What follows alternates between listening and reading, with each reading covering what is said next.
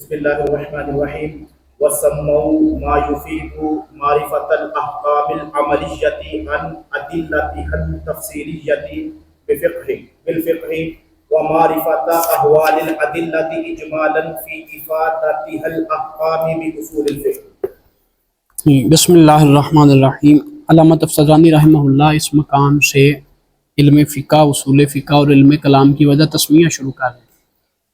تو آپ فرماتے ہیں کہ جو معرفت احکام عملیہ کا فائدہ کرتا ہے ادلہ تفصیلیہ سے، اس کو فقہ کہتے ہیں، اور جو معرفت احوال ادلہ کا افادہ کرتا ہے اجمالی طور پر تو اس کو اصول فقہ کہتے ہیں۔ علامہ عبدالعزیز پرہاروی رحمہ اللہ فرماتے ہیں کہ اس مقام پر ایک اعتراض وارد ہوتا ہے۔ اعتراض کیا ہے؟ کہ فقہ کی تعریف کی ما یفید معرفت الاحکام العملیتی عن ادلتها التفصیلیت، فقہ کی تعریف کی جو فائدہ دے احکام عملیہ کی معرفت کا، جبکہ تعریف مشہور کیا ہے؟ تعریف مشہور میں نفس معرفت کو علم قرار دیا گیا ہے، ٹھیک ہے۔ اسی طرح امام اعظم ابو حنیفہ رحمۃ اللہ علیہ آپ سے جو فقہ کی تعریف مروی ہے وہ کیا ہے؟ معرفت النفس ما لہا و ما علیہا، ٹھیک ہے جی۔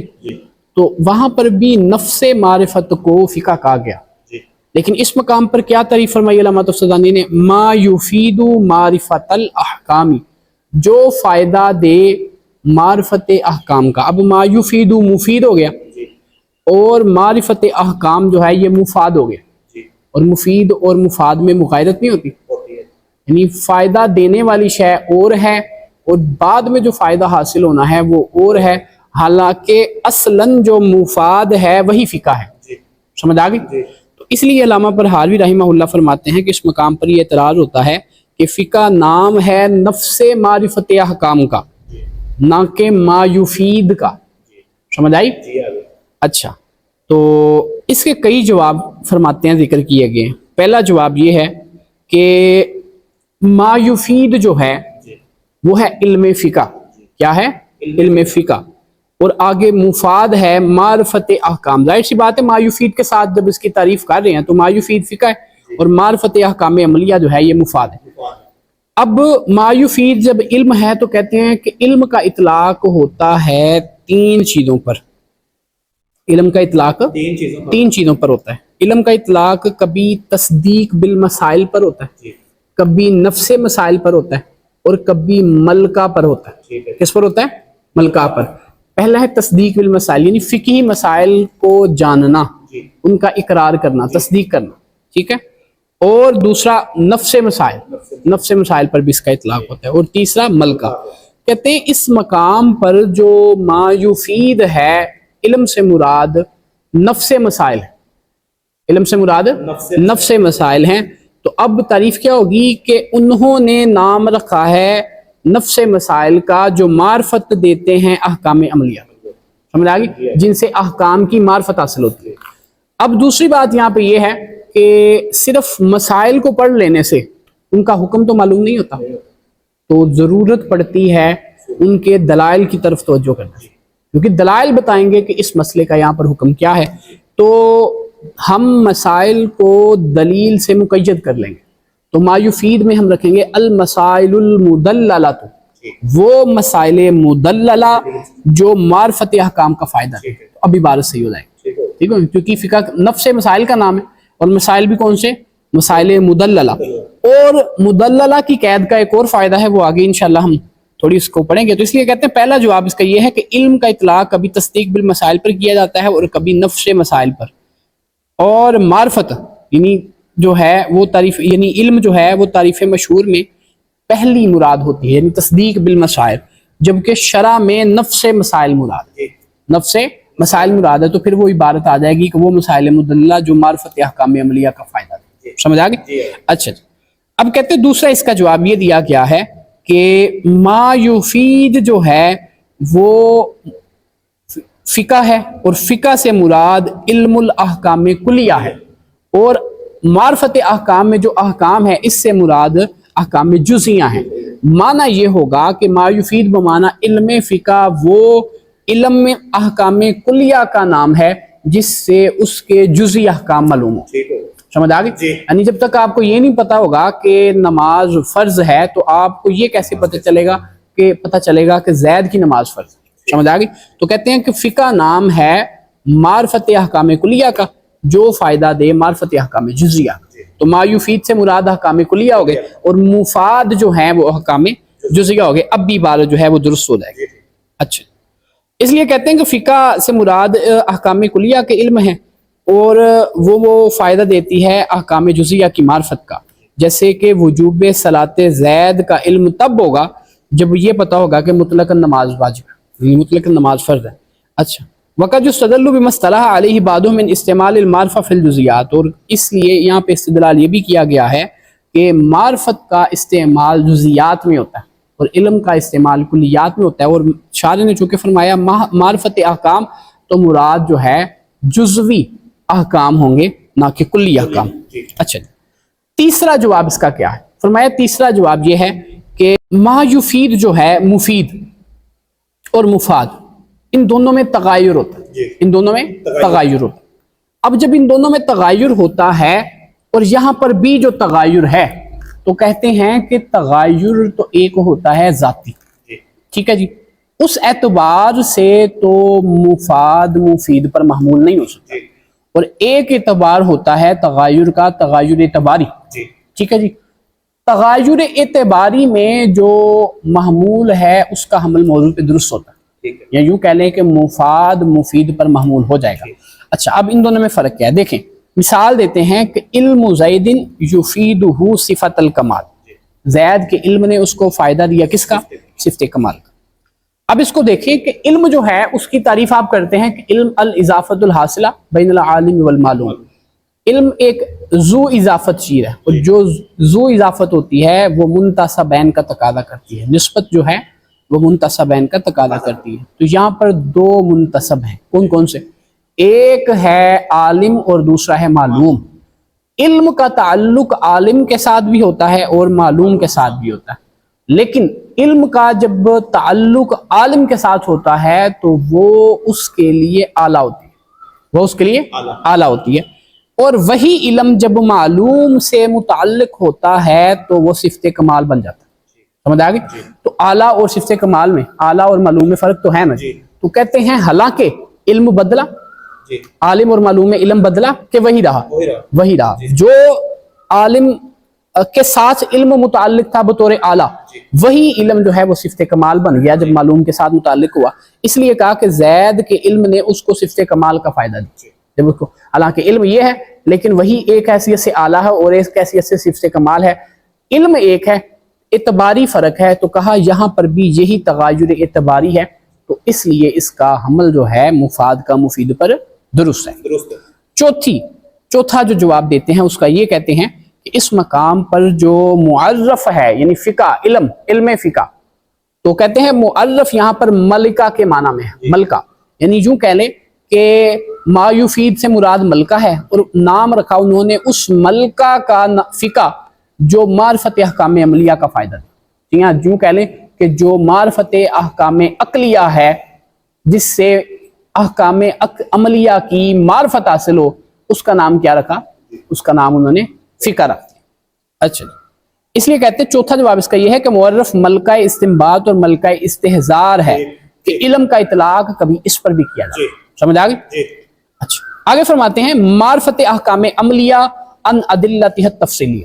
ٹھیک ہے، اب معرفت مرادف ہے علم کا اہل لغت کے نزدیک. اہل لغت علم اور معرفت ایک ہی چیز کو قرار دیتے ہیں، جبکہ مناطق اس میں فرق کرتے ہیں. وہ کہتے ہیں علم کلیات کے ادراک کو کہتے ہیں اور معرفت جزیات کے ادراک کو کہتے ہیں. اب کہتے ہیں حکم سے مراد اسناد امر الی آخر بایجاب او سلب ہے. اور آپ جانتے ہیں کہ جب آپ اس اسناد کے ساتھ علم حاصل کریں تو اس کو تصدیق کہتے ہیں. تو معرفت احکام عملیہ کا مطلب ہے وہ اعمال جو فقہ سے متعلق ہیں ان کی تصدیق کا نام فقہ ہے. اچھا، تو کہا آپ جانتے ہیں کہ یہ علم اس اسناد سے تصدیق ہے، بس فقہ تصدیق ہوگی قضایا شریعہ کی جو متعلق ہوتے ہیں کیفیت عمل کے ساتھ. ایسی تصدیق جو حاصل ہونے والی ہے ادلہ تفصیلیہ سے. اور ادلہ تفصیلیہ کیا ہے فرمایا وہ کتاب ہے، سنت ہے، اجماع ہے اور قیاس ہے۔ اب یہاں پر شارح عبارت کی توضیح فرماتے ہوئے کہتے ہیں کہ فرمایا معرفت احکام عملیہ، اب عملیہ کے ساتھ شریعہ کی قید نہیں لگائی، ٹھیک ہے جی۔ یہاں پر اس کی کچھ فصول کا ذکر کریں گے تو کہتے ہیں یہاں پر شریعہ کی ذکر نہیں لگائی، قید کیوں نہیں لگائی؟ اس لیے نہیں لگائی اعتماد کرتے ہوئے مقسم کا، کیونکہ جب مقسم تھا، مقام مقسم میں فرمایا تھا احکام شریعہ دو طرح کے ہوتے ہیں، جو کیفیت عمل سے متعلق ہوتے ہیں اور دوسرا وہ ہوتے ہیں جو اعتقاد سے متعلق ہوتے ہیں۔ تو مقسم اپنی اقسام میں موجود ہوتا ہے، مقسم اپنی اقسام میں موجود ہوتا ہے، معتبر ہوتا ہے، تو اس پر اعتبار کرتے ہوئے انہوں نے یہاں پر شریعہ کی قید نہیں لگائی۔ تو اس طرح کہتے ہیں شریعہ کی قید سے علم بالقضایا عقلیہ نکل گیا، جیسے کل حرکت حادثۃ، اور اسی طرح عملیہ کی قید سے یعنی احکام علم بالاحکام شریعہ عملیہ کی قید سے علم بالاحکام شریعہ اعتقادیہ نکل گیا، یعنی جیسے الواجب عالم بالجزیات، یہ فلاسفہ کے ساتھ جو اختلافی مسئلہ ہے وہ آگے آپ پڑھیں گے۔ اچھا جی، اور نکل گیا ادلہ سے، جب کہا نا کہ علم جو ادلہ تفصیلیہ سے حاصل ہوتا ہے، تفصیلیہ کہہ کے تو وہ نکل گیا اصول فقہ نکل گیا، اور ادلہ کہہ کر اس سے علم جبریل اور علم رسول نکل گیا۔ اب علم جبریل جناب جبرائیل کا علم، اور رسول اور انبیاء کا علم، ٹھیک ہے جی، رسل اور انبیاء کا علم۔ اب یہ بڑا ایک مارکۃ الآراء مسئلہ ہے اصولیین کے نزدیک کہ کیا نبی مجتہد ہوتا ہے، یعنی اجتہاد کرتا ہے کہ نہیں کرتا؟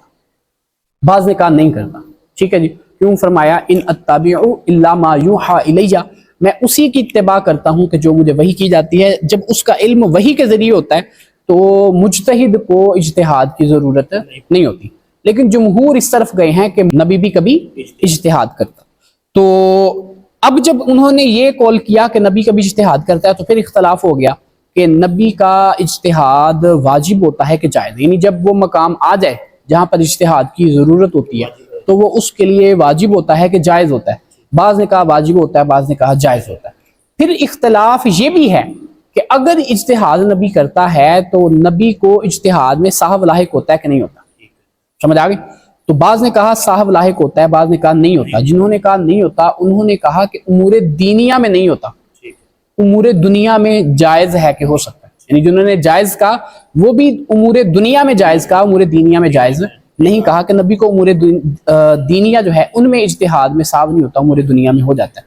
جیسے نبی کریم علیہ السلام نے اپنے اصحاب سے کئی مرتبہ مشورہ فرمایا، جیسے اصحاب بدر کے بارے میں، ٹھیک ہے جی۔ اس کے علاوہ سید عالم صلی اللہ علیہ وسلم نے کئی مرتبہ اپنی اجتہاد فرمایا، اور دنیا کے معاملات میں جو نبی کریم علیہ السلام نے جب مدینہ شریف میں تشریف لائے تو دیکھا اہل عرب وہ قلم کاری کرتے ہیں کھجوروں کی، تو آپ نے اس میں اپنی ذاتی رائے ان کو عطا فرمائی، سمجھ آ گئی؟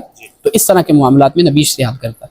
تو یہ ایک جو ہے وہ اختلافی مسئلہ ہے۔ اب شارح پرہاروی رحمہ اللہ ان کا اپنا مختار مذہب کیا ہے، تو فرماتے ہیں کہ ادلہ سے علم جبریل اور علم رسول نکل گیا، اس لیے کہ وہ علم ضروری ہوتا ہے نہ کہ استدلالی، جیسا کہ کہا گیا ہے قضا قیلا، ٹھیک ہے جی، قضا قیلا سے اس کی کمزوری بیان کرتے ہیں اور کہتے ہیں کہ علم رسول کو مطلقاً اس سے نکال دینے میں نظر ہے، اس لیے کہ مختار مذہب یہ ہے کہ نبی بھی کبھی اجتہاد کرتے ہیں، سمجھ آ گئی؟ نبی بھی کبھی اجتہاد کرتا ہے۔ اور علم مقلد بھی نکل گیا، اس سے علم مقلد، اس لیے کہ علم مقلد جو ہے وہ مجتہد کے قول سے حاصل ہوتا ہے نہ کہ ادلہ سے، سمجھ آ گئی؟ اس لیے کہ وہ حاصل ہوتا ہے مجتہد کے قول سے نہ کہ ادلہ اربع سے، اور فقیہ ان کے نزدیک وہ مجتہد ہوتا ہے بس، ان کے نزدیک مجتہد ہوتا ہے بس۔ اب یہ ایک بڑا ہی اختلافی مسئلہ، اور اس فقہ کی تعریف پر ایک اعتراض لازم آتا ہے، وہ یہ ہے کہ ما یفید معرفت الاحکام، یعنی معرفت احکام عملیہ۔ اب ایک مقلد ہے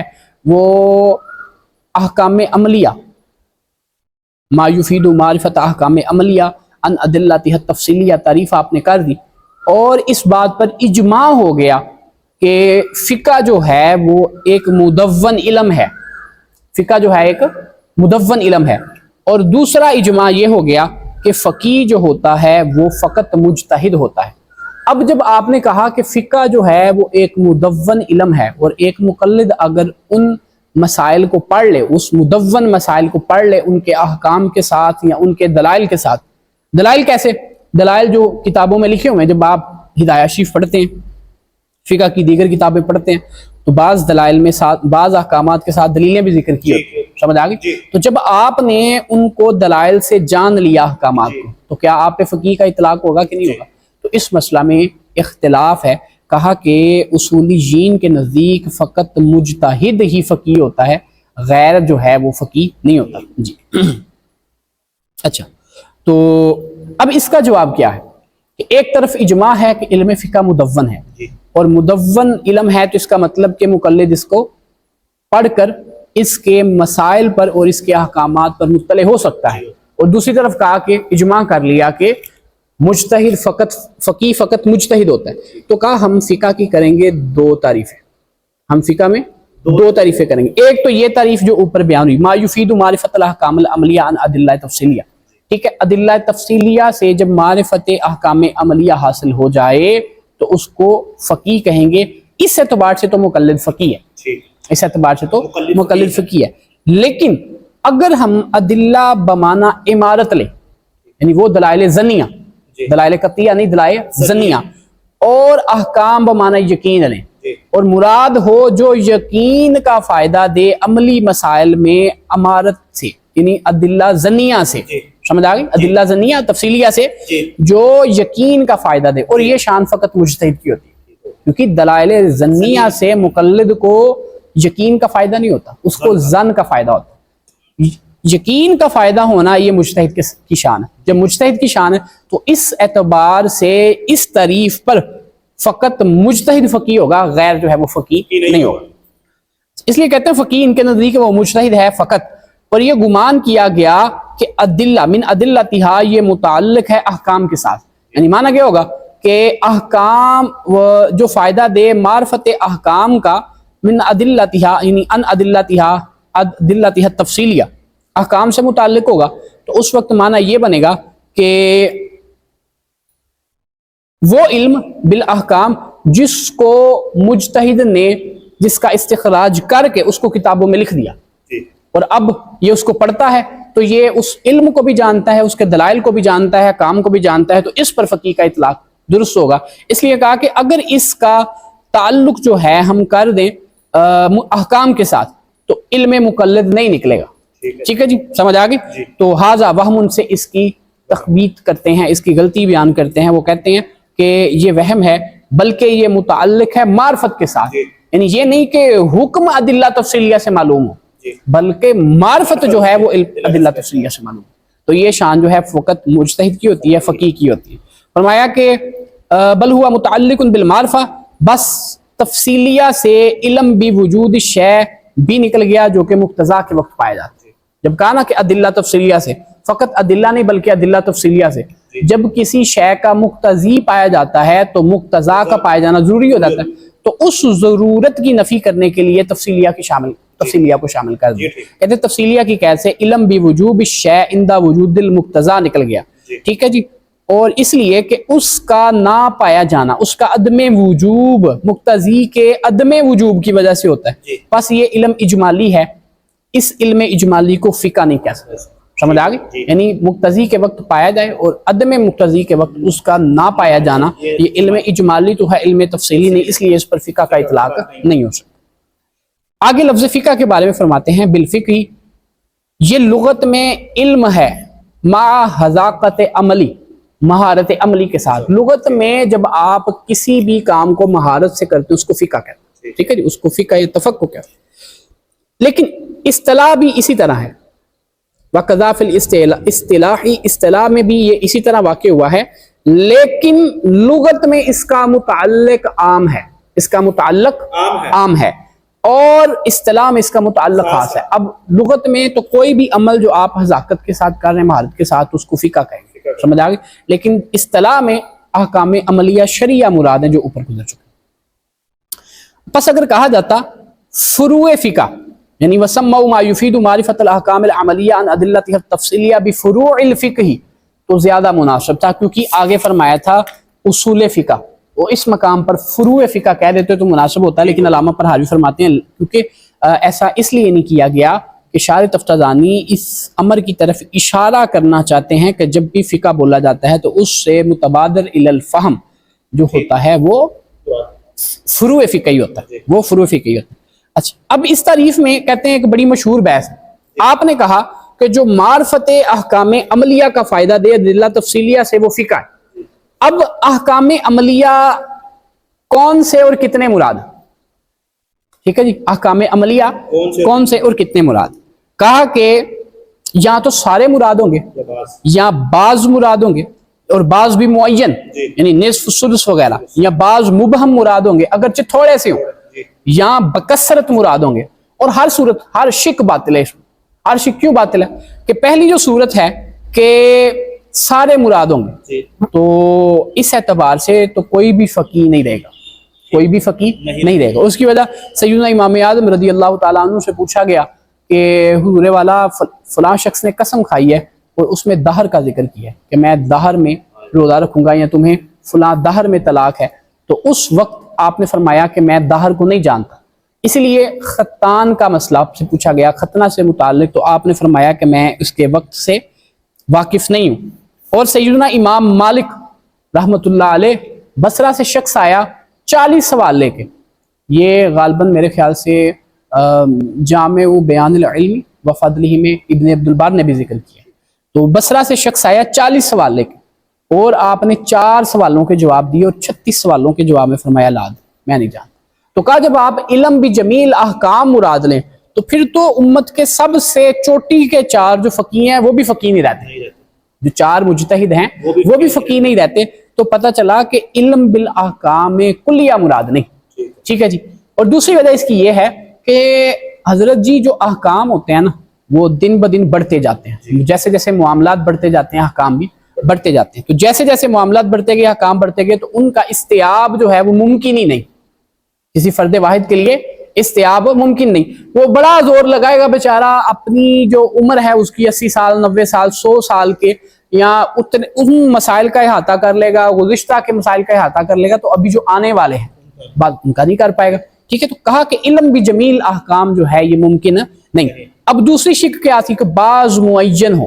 جب آپ کو تعداد کا ہی نہیں پتا تو آپ کیسے معلوم کریں گے کہ یہ اس کا نصف ہے یہ ثلث ہے یہ. اور اگر آپ بعض مبہم قلیل مراد اقل مراد لیتے ہیں تو اس وقت تو ہر شخص جو کسی بھی مسئلے کو 1 کو 2 کو دلیل سے جانتا ہے وہ بھی فقیہ ہو جائے گا.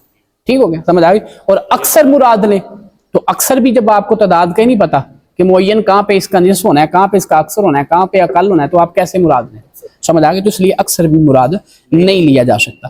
تو کہتے ہیں کہ ان میں سے ہر ایک باطل ہے. پہلے تو اس لیے کہ امام اعظم سے مروی ہے کہ آپ نے فرمایا کہ آپ نہیں جانتے دہر کو اور ختان کے وقت کو، یعنی ختنہ کے وقت کو. اور امام مالک بن انس سے جب سوال پوچھے گئے تو 36 سوالوں کے جواب میں آپ نے فرمایا لا ادری.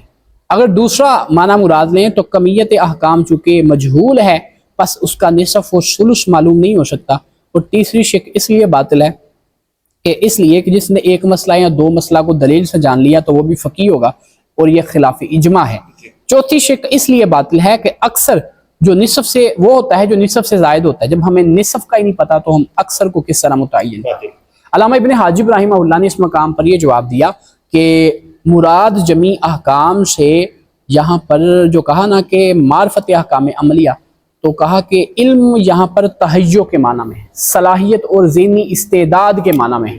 اور احکام سے مراد جو ہے وہ جمیع احکام، یعنی جتنے احکام اس کو درپیش ہوں اس پر پیش کیے جائیں وہ اپنی عقل کا اور صلاحیت کا استعمال کرتے ہوئے اس کا جواب نکال. تو علامہ ابن حاجب رحمہ اللہ نے اپنی کتاب میں کیا فرمایا کہ یہاں پر علم سے مراد کیا ہے؟ تہیع مراد ہے، صلاحیت مراد. لیکن اس کا بھی جواب جو ہے وہ دیا گیا کہ تہیع 2 طرح کا ہوتا ہے، ایک ہوتا ہے تہیع قریب اور ایک ہوتا ہے تہیع بعید. تہیع قریب کیا ہوتا ہے؟ وہ تقریب تام جو اس کو فی الفور حاصل ہے، ادنا تعمل سے وہ اس سوال کے جواب تک پہنچ سکتا ہے. رہی بات تہیع بعید کی، اچھا تو اب جو تہیع قریب ہے اس کا پتہ کوئی نہیں کہ یہ موجود کوئی نہیں، والقریب غیر مضبوط، اور اس کی حد کا پتہ کوئی نہیں کیونکہ مسائل کا پتہ کوئی نہیں. اور تہیع جو ہے بعید وہ غیر فقیہ کو بھی حاصل ہوتا ہے. ٹھیک ہے جی. تہیع قریب کا ہمیں حد معلوم نہیں اور تہیع بعید غیر فقیہ کو بھی حاصل ہوتا ہے. مثلا ایک طالب علم پڑھنے آیا، اس میں یہ صلاحیت تو ہے کہ وہ اجتہاد کے جتنے بھی آلات ہیں ان کو جمع کرے اور وہ مقام اجتہاد پر فائز ہو اور پھر وہ اجتہاد کرے. اب تہیع بعید تو اس میں بھی پائیدار، وہ محنت کرے، سالہ سال محنت کرے، تو اس مقام پر فائز. تو تہیّ بعید تو طالب علم کو بھی حاصل ہے. تو تہیّ قریب جو ہے وہ غیر مضبوط ہے, اس کا علم نہیں, وہ غیر معلوم ہے کہ کس مقام پہ جا کے ہم اس کو تہیّ قریب کہہ سکتے ہیں. تو جواب دیا گیا کہ تہیّ سے مراد ملکہ استخراج ہے. ملکہ استخراج ہے, اس کی صلاحیت سے کیا مراد ہے؟ تو اس کے پاس ایسا ملکہ ہو کہ جب اس کو مسئلہ درپیش ہو اور وہ اس کو نکالے. اب سوال پیدا ہوتا ہے کہ تہیّ قریب پتہ کیسے چلے گا؟ فرمایا وَهِيَ مَضْبُوطَةٌ بِالْوِجْدَانِ, وہ وجدان سے معلوم ہوتا ہے. ٹھیک ہے جی, عالم کو پتہ ہوتا ہے کہ اب میں اس مقام پر موجود ہوں اور اس مقام پر فائز ہوں, میرے پاس جمیع آلات اجتہاد جمع ہیں, اب اگر میں اجتہاد کروں تو میں ثواب تک پہنچ سکتا ہوں. وَهَذَا الْإِشْكَالُ, اور یہ اشکال ہر تعریف اکثر علوم کی تعریفوں پر وارد ہوتا ہے. یہ اشکال اکثر علوم کی تعریف پر وارد ہوتا ہے اور جواب بھی یہی دیا جاتا ہے, ہر مرتبہ جواب بھی یہی دیا جائے. فرمایا معرفت احوال ادلہ و معرفت احوال الادلہ. اب اصول فقہ کی جب وجہ تسمیہ شروع کی تو فرمایا اس کا عطف ما یفید پر ہے یا معرفت پر ہے, یا معرفت یا مفید پر ہے یا مفاد پر ہے. تو فرمایا پہلا جو ہے وہ تخلص من التکلفات کا فائدہ دے گا, اور دوسرا جو ہے وہ فکروں کی مطابقت کا فائدہ دے گا. مثلا جب آپ اس کو معرفت کا عطف کریں معرفت پہ تو وہ بھی معرفت ہے, مفاد ہے, یہ بھی معرفت ہے, مفاد ہے, تو فکروں میں مطابقت ہو جائے گی, فکروں میں مطابقت ہوگی. لیکن یہاں پر آپ کو پھر وہی تکلفات کا سامنا ہوگا کہ ما یفید اور مفاد میں مغایرت آ گئی, پھر آپ کو ان کے جوابات وہی پچھلے والے تکرار سے پیش کرنے پڑے. سمجھ آ گئی؟ لیکن کہتے ہیں اگر آپ اس کا عطف کر دیں ما یفید پہ تو پھر ڈائریکٹ جو ہے اس کا تعلق ہو جائے گا تسمیہ کے ساتھ. یعنی معنی کیا ہوگا؟ اور نام رکھا انہوں نے معرفت احوال ادلہ کا اجمالی طور پر فی افادت الاحکام اصول فقہ. تو اس وقت نفس معرفت جو ہے وہ اصول فقہ بن جائے گی, تو آپ جو ہیں وہ ان تکلفات سے بچ جائیں جو آپ نے جواب دینے کی صورت میں اختیار کرنا. کہتے ہیں ادلہ شریعہ سے مراد کتاب سنت اجماع اور قیاس ہے, اور شریعہ کی قید سے بے نیاز ہی رہے کیونکہ تقسیم میں احکام کے وقت اس کا ذکر ہو چکا, مقام مقصد میں اس کا ذکر ہو چکا, اس لیے انہوں نے یہاں پر احکام عملیہ کی بھی قید نہیں لگائی کیونکہ گزشتہ میں اس کا ذکر ہو چکا. اجمال منصوب علی انہ مصدر ای معرفت اجمالیت. اچھا, اب اجمال کے بارے میں کہتے ہیں کہ یہ مصدر ہے. اب اس میں دو احتمال, یا تو یہ تمییز ہے معرفت احوال کی نسبت سے, جب یہ معرفت احوال کی نسبت سے تمییز ہوگی تو معنی ہوگا کہ معرفت احوال الادلتی بطریق الاجمال, بطریق الاجمال. ٹھیک ہے جی, معرفت احوال الادلہ بطریق الاجمال. یا یہ کہتے ہیں کہ یہ حال واقع ہوگا کسے؟ یہ حال واقع ہوگا احوال سے, تو اس وقت اس کا معنی کیا ہوگا؟ اس وقت اس کا معنی ہوگا کہ معرفت احوال الادلتی کونہا مجملتن غیر مبسوطۃ. ٹھیک ہے جی, اس حال میں کہ وہ مجمل ہیں, مبسوط نہیں ہیں. تو اجمالن میں دو احتمال ہیں. منصوب ہے یہ مصدر کی بنا پر, یعنی معرفت اجمالی. اب معرفت اجمالی نسبت معرفت کی بھی ہو سکتی ہے اور احوال کی بھی ہو سکتی, احکام کی بھی ہو سکتی ہے. اچھا, اب فرماتے ہیں فی افادتہ الاحکام باصول الفقہ. افادہ احکام میں اس کا نام کیا رکھا جاتا ہے؟ اصول فقہ. یعنی معرفت جو واقع ہونے والی ہے ادلہ اور احکام کے افادہ میں, اور یہ احتراز ہے اس معرفت سے جو کتاب و سنت کی باعتبار اعراب, تصریف اور بلاغت کی حاصل ہوتی ہے. یعنی جب کہہ دیا کہ افادہ احکام تو اس وقت یہ صرف نحو اور بلاغی حیثیت جو ہے وہ نکل گئی. اچھا, اب علامہ طحاوی رحمہ اللہ فرماتے ہیں اس مقام پر ہم 7 ایسی مثالیں ذکر کرتے ہیں تاکہ مبتدی کے ذہن میں یہ بات راسخ ہو جائے کہ ادلہ اجمالیہ سے ادلہ تفصیلیہ کیسے قائم کی جاتی ہے اور ان سے احکام کیسے مرتب ہوتے ہیں, ان سے احکام کا استخراج کیسے ہوتے ہیں. ہم کہتے ہیں کہ ادلہ شریعہ ہے 4, کتاب سنت اجماع اور قیاس. اچھا, اور اصول فقہ میں ذکر کیے جاتے ہیں ان کے احوال اجمالی طور پر. اچھا, جیسے سب سے کہتے ہیں کہ ہم سب سے پہلے مثال لیتے ہیں قرآن سے. قرآن سے کیا مثال ہے؟ وہ یہ ہے کہ وہ قراءات جو شاذ ہیں اور مروی ہیں رجال ثقات سے, وہ قراءات جو شاذ ہیں اور مروی ہیں رجال ثقات سے, یعنی ثقات سے مروی ہیں, ان پر عمل کیا جائے گا کہ ان کا مرتبہ کم از کم ثقات سے مروی ہونے کی وجہ سے ان کا درجہ کم از کم حدیث صحیح کا ہے. اور حدیث صحیح پر عمل کیا جاتا ہے، تو کہا کہ اس کا مرتبہ کم از کم جو ہے وہ حدیث صحیح کا ہے۔ اور دوسرا یہ کہ احوال حدیث سے جب یعنی سنت سے کیسے وہ نکالتے ہیں، مسئلے کا استخراج کرتے ہیں بطور اجمال۔ وہ کہتے ہیں دیکھیں، جب راوی اپنی ہی مروی حدیث کا خلاف کرے، اپنی ہی مروی حدیث کا خلاف کرے، تو اس وقت 3 کاموں میں سے ایک ضرور ہوگا۔ یا تو وہ طعن ہوگا اس کی صحت میں، اس تک حدیث تو پہنچی، راوی نے روایت بھی کی، لیکن اس کو اس کی صحت کا یقین نہیں ہے، اس کی صحت میں جو ہے وہ مسئلہ ہے۔ فرمایا یا یہ کہ راوی نے وہ روایت ذکر کی، اس کے بعد اس روایت کی ناسخ اس کے تک پہنچ گئی، تو اس نے اپنی ہی روایت کردہ روایت جو ہے اس پر عمل نہیں کیا، اس کو منسوخ سمجھا۔ یا وہ مصروف عن ظاہر ہے، اس میں تعویل ہے، مصروف عن ظاہر اس میں تعویل ہے، تو فرمایا اس لیے کہ اعتماد اس کی صحت میں، اس روایت کی صحت میں کس چیز پر تھا؟ راوی پر، اور راوی خود اس کے خلاف کر رہا ہے۔ اچھا، تیسرا کہتے ہیں وہ مثال جو قرآن اور سنت دونوں سے متعلق ہے، اور وہ کیا ہے؟ وہ یہ کہ امر للوجوب، امر جو ہے وہ وجوب کے لیے ہوتا ہے، جیسے اللہ جل مجد الکریم نے ارشاد فرمایا فَلْيَحْذَرِ الَّذِينَ يُخَالِفُونَ عَنْ أَمْرِهِ أَن تُصِيبَهُمْ فِتْنَةٌ أَوْ يُصِيبَهُمْ عَذَابٌ أَلِيمٌ۔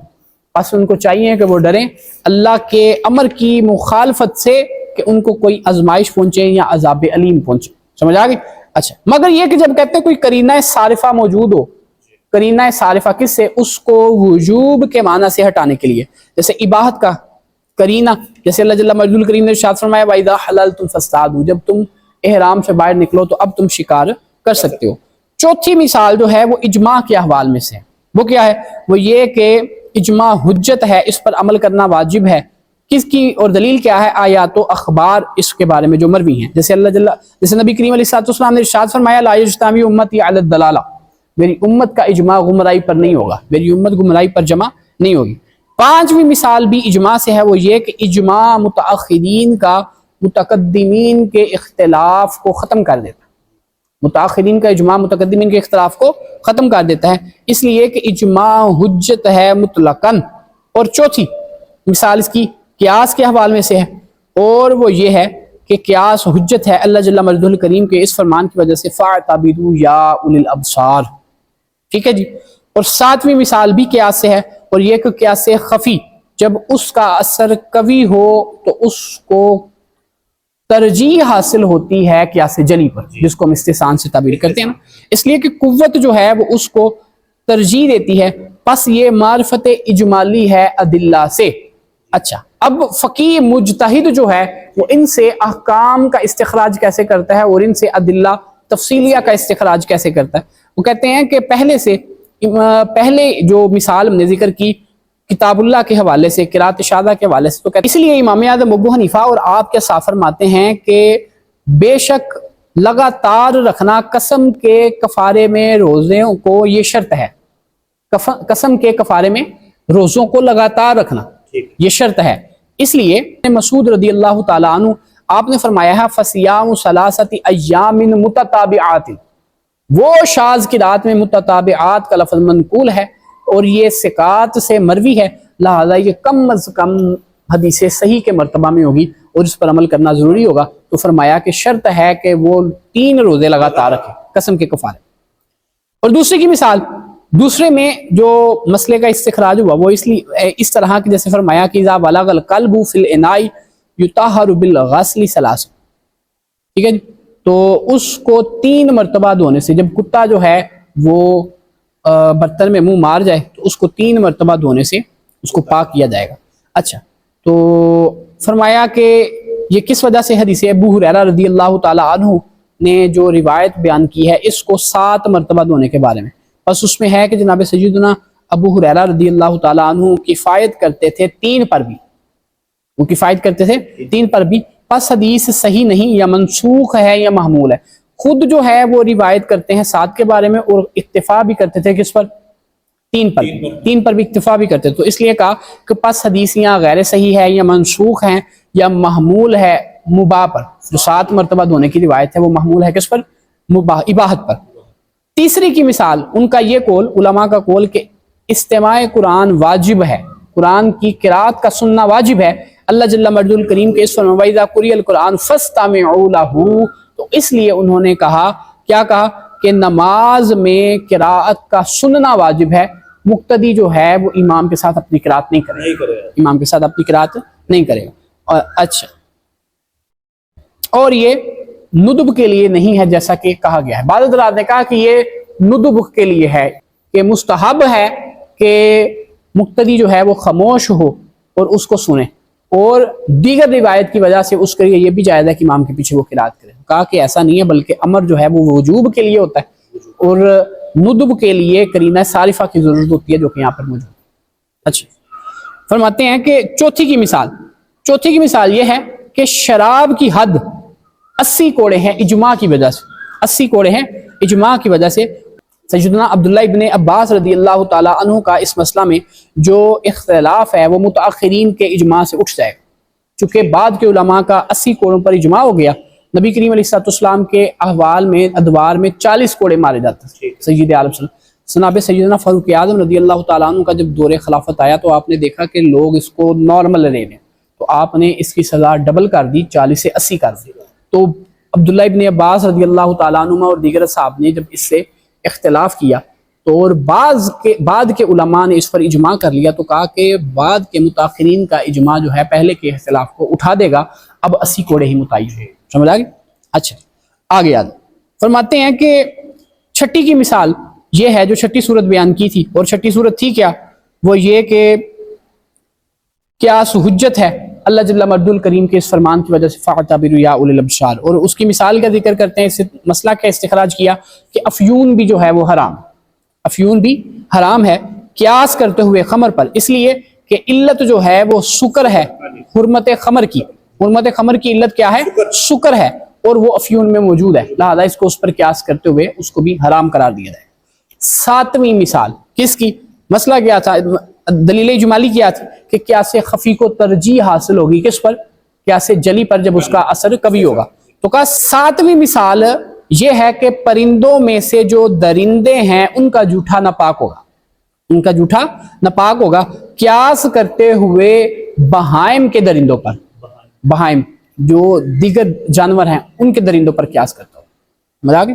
وذالک قیاس ظاہر، اور یہ قیاس ظاہر تھا، لیکن قیاس خفی جو ہے جس کو ہم استحسان کا نام دیتے ہیں وہ یہ تقاضا کرتا ہے کہ پرندوں کے جو درندے ہیں ان کے جو جھوٹا ہے وہ پاک ہو ناپاک نہ ہو۔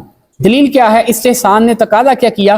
اس لیے کہ جو طائر ہوتا ہے وہ پیتا ہے چونچ سے، منکار سے، چونچ سے، اور وہ ایسی ہڈی ہے جو پاک ہے، اس میں نجاست سرایت نہیں کرتی، جبکہ جو درندے ہیں بہائم میں سے، دیگر جانوروں میں سے، وہ چونکہ اپنی زبان سے پیتے ہیں اور اس کے علاوہ ان کی مونچھیں اور منہ کو نجاست لگ جاتی ہے جو وہ بعد میں دیگر چیزوں میں اس کو نجس کر دیتی ہے۔ تو کہا کہ یہ چونکہ پیتے ہیں چونچ سے اور چونچ میں نجاست سرایت نہیں کرتی، یہ ہڈی ہے جو پاک ہوتی ہے، پہلی کا اثر کمزور ہے، اس لیے کہا کہ جو درندوں کے منہ کی نجاست ہوتی ہے وہ ان کے لعاب کی وجہ سے ہوتی ہے، اور بہائم کے جو درندے ہیں وہ اپنی زبان سے پیتے ہیں، نہ کہ پرندوں کے درندے وہ جو کہ چونچ سے پیتے ہیں۔ اور اس لیے ہم نے کہا کہ جو پرندوں میں سے درندے ہیں ان کی جو جھوٹا ہوگا وہ پاک ہوگا، جبکہ دیگر بہائم میں سے جو درندے ہیں ان کا جھوٹا جو ہے وہ ناپاک ہی رہے گا۔ وَإِنَّمَا أَتْنَبْنَا، اب علامہ پرہاروی رحمہ اللہ فرماتے ہیں ہم نے کلام کو طوالت دی تاکہ یہ مبتدی پر آسانی کا باعث بنے اور اس کو سمجھ آ جائے کہ ادلہ اجمالیہ سے ادلہ تفصیلیہ اور ان کے احکام کا استخراج کس طرح ہوتا ہے۔